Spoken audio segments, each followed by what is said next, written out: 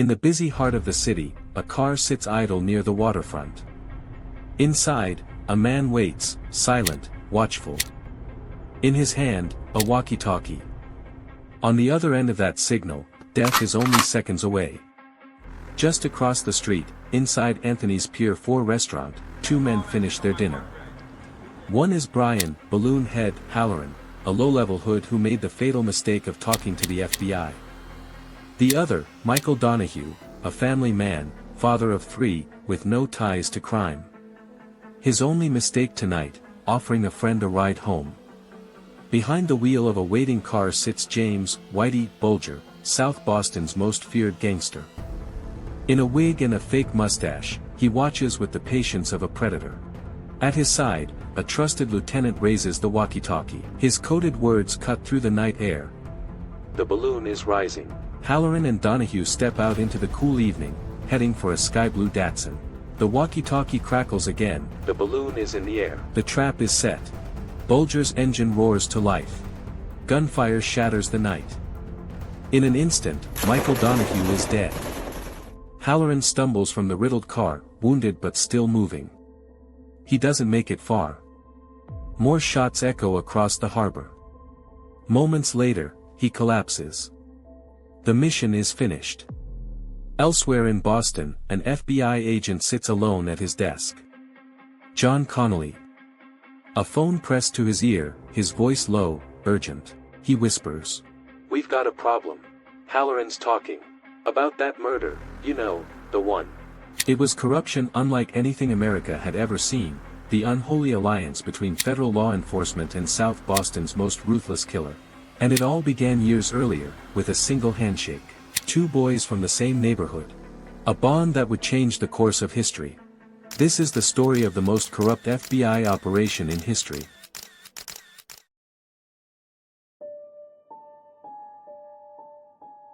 To those who lived here, it wasn't just a neighborhood, it was a fortress. A stronghold for Irish Catholic, working-class families bound by an unspoken code. Loyalty was everything. Break it, and you were finished. Amid the churches and corner shops, two boys grew up only a few blocks apart. One would rise to become the most feared criminal in Boston. The other, a celebrated FBI agent.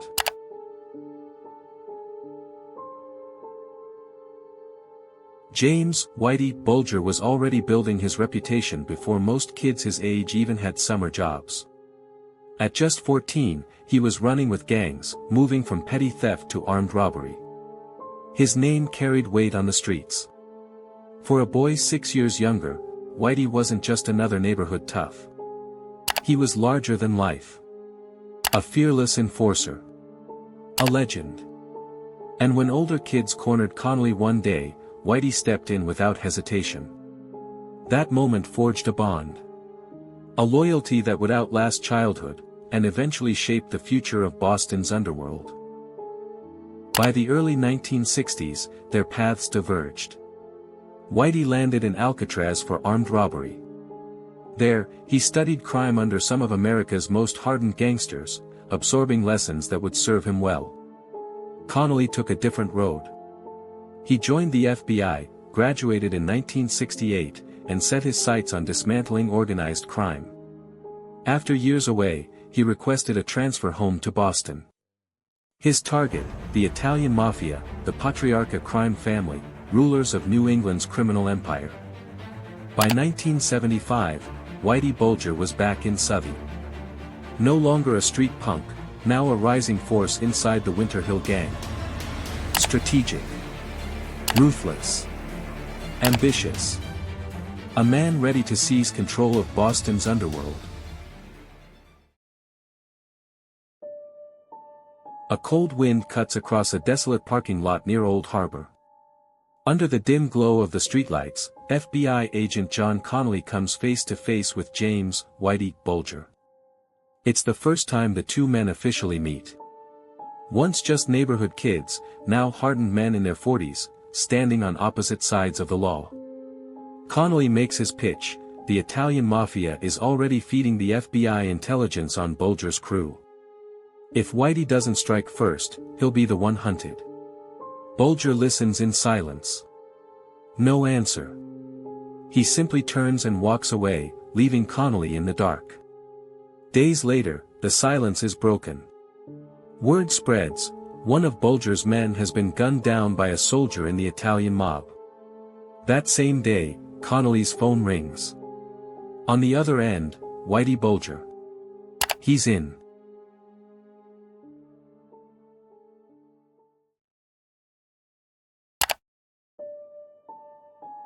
The name James Whitey Bulger is entered into FBI files under the code BS 1544-TE, Top Echelon. A title reserved for the Bureau's most elite informants. But what the FBI thought was a triumph was actually a trap. They hadn't recruited Bulger. Bulger had recruited them. And the handshake deal of 1975 would unleash a monster. Almost immediately, the value of the pact became clear. Bulger began supplying intelligence on his biggest rivals, the Patriarca crime family and their Boston operation, run by the Angulo brothers. His insider knowledge of their gambling and loan-sharking rackets gave the FBI exactly what they needed, while removing his competition, one piece at a time. On the surface, it looked like everyone was winning. By 1981, Bulger's tips had armed the FBI with enough evidence to take down the Angulos in a case that made national headlines. The Bureau celebrated a landmark victory over organized crime. Connolly's star rose. He was hailed as the agent who finally cracked Boston's mafia. His supervisor, John Morris, collected promotions. Official memos praised Bulger as one of the Bureau's most valuable assets. But beneath the headlines, in the shadows of Boston, something far darker was unfolding. As the Patriarca crime family's grip on New England began to weaken, a new force stepped into the void. The Winter Hill Gang. And at its head, James Whitey Bulger. Bulger seized control of Boston's underworld, gambling rackets, loan sharking, protection money. His empire stretched far beyond South Boston. But he wasn't just giving the FBI information. He was using them, turning federal law enforcement into a shield for his own rise to power. By 1982, the lines had blurred. That year, FBI agent John Connolly hosted a private dinner at his home.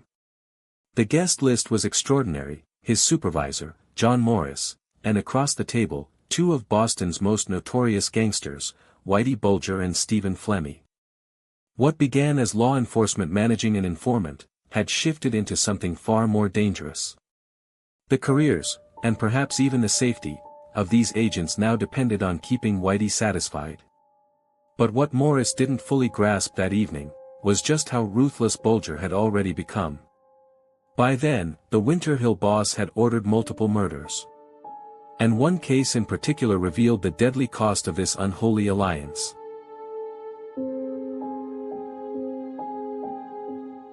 Brian Halloran. A low-level gangster. In May of 1982, he quietly approached federal agents, jittery and desperate. Halloran claimed he had information linking Whitey Bulger directly to the murder of Roger Wheeler, a wealthy Oklahoma businessman. For the FBI, it could have been a breakthrough. But in Boston, secrets didn't stay secret for long. Halloran begged for protection. Repeatedly. Each time, his pleas were ignored. Instead, Agent John Connolly passed the information straight to Bulger. Weeks later, in broad daylight on the Boston waterfront, Halloran was gunned down. Alongside him, Michael Donahue, a father of three with no ties to organized crime. His only mistake was offering a ride to the wrong man, on the wrong day. Both men were caught in a hail of bullets. The message could not have been clearer: betray Whitey Bulger, and you vanish. Even if you're just an innocent bystander. But the corruption went far deeper than bullets. FBI agents John Connolly and John Morris had begun pocketing thousands of dollars, hush money for silence, favors, and leaks of critical information. Later, Morris would testify that he took the cash out of fear. That once he crossed the line, there was no going back. But the truth? The evidence showed that both agents relished their cozy arrangement with Boston's most dangerous criminal. Meanwhile, the myth of Whitey Bulger as the FBI's star informant was just that, a myth. Behind the scenes, Bulger was feeding them scraps. Much of the intelligence in his FBI file didn't come from Whitey at all. It came from other informants. Connolly doctored the reports, painting Bulger as more valuable than he really was. All of it done to justify shielding his childhood hero. Outside agencies weren't fooled for long. The Massachusetts State Police. The DA. Again and again, their investigations into Bulger collapsed. Wiretaps blown. Safe houses exposed. Witnesses threatened into silence. Over and over, Whitey stayed one step ahead. The pattern was undeniable, someone inside the FBI was protecting him. And then, the cost of that protection turned personal. It was 1981. Deborah Davis, just 26 years old, the girlfriend of Bulger's partner Stephen, the rifleman, Flemmy, stumbled onto a secret no one outside the inner circle was supposed to know. Flemmy confessed to her that he and Bulger were FBI informants. For Davis, the knowledge was deadly. One night, Flemmy lured her to an empty house he had just bought in South Boston. As she stepped inside, Whitey Bulger came from behind, his arm clamped around her throat. Flemmy stood by as Bulger strangled the young woman to death. Her body was buried near the Neponset River. Hidden for decades. Another casualty of the unholy pact between America's most notorious gangster, and the very agents sworn to stop him. Behind the image of Whitey Bulger as South Boston's so-called protector, stood the real man, calculated, ruthless, and driven by greed. He liked to claim he kept drugs out of Southie, but court records would later prove otherwise. Bulger ran a vast drug network, taking a cut from every dealer in his territory, while at the same time feeding the FBI information on rival traffickers. It was the perfect circle of corruption, removing his competition while lining his own pockets with millions. Psychologists who later studied Bulger described him as a textbook sociopath. Cold. Manipulative. Without empathy. He knew exactly how to exploit John Connolly's admiration for the Bulger family, and his ambition inside the FBI. By the mid-1980s, Connolly had risen to supervisor in the Boston office. His promotion meant more authority, and even greater power to shield Whitey from the very system sworn to bring him down. The cash flowed freely. Over the years, Bulger paid Connolly more than $200,000. Enough to fund a lifestyle far beyond what an FBI agent's salary should allow. But outside Connolly's circle, frustration was growing. The Massachusetts State Police. The DA. Even fellow FBI agents. All asking the same question, why was Whitey Bulger untouchable?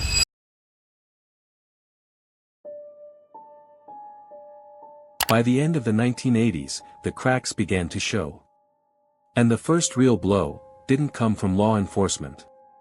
It came from the press. The Boston Globe Spotlight investigative team started digging. Their reporting pointed to something far darker than a normal informant relationship. The questions mounted, and with them, pressure the FBI could no longer keep contained. Inside the bureau, change was coming. A new generation of agents, untainted by the old loyalties, began looking at the Winter Hill Gang with fresh eyes. In 1990, a new special agent in charge arrived in Boston. Unlike his predecessors, he had no history with Whitey Bulger. And he wanted answers. The pressure was unbearable for John Morris. Haunted by guilt. Consumed by fear of exposure. He made a choice, one that would unravel the entire corrupt empire. In April of 1995, the dam finally broke. Former FBI agent John Morris sat before federal prosecutors, and the Boston Globe, and confessed.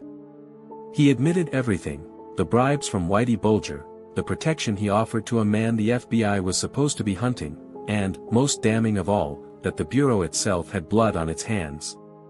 By leaking the names of informants, Morris revealed, the FBI had helped orchestrate multiple murders.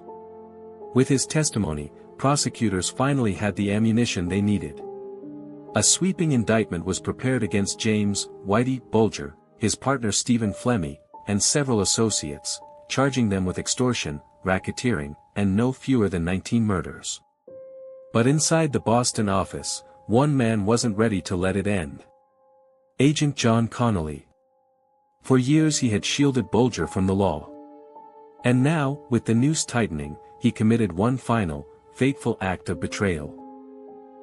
According to later testimony, Connolly learned of the sealed indictment before it was executed.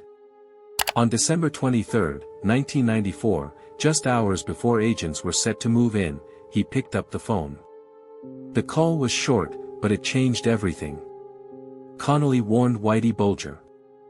And in that moment, the most notorious fugitive in America slipped through the government's fingers.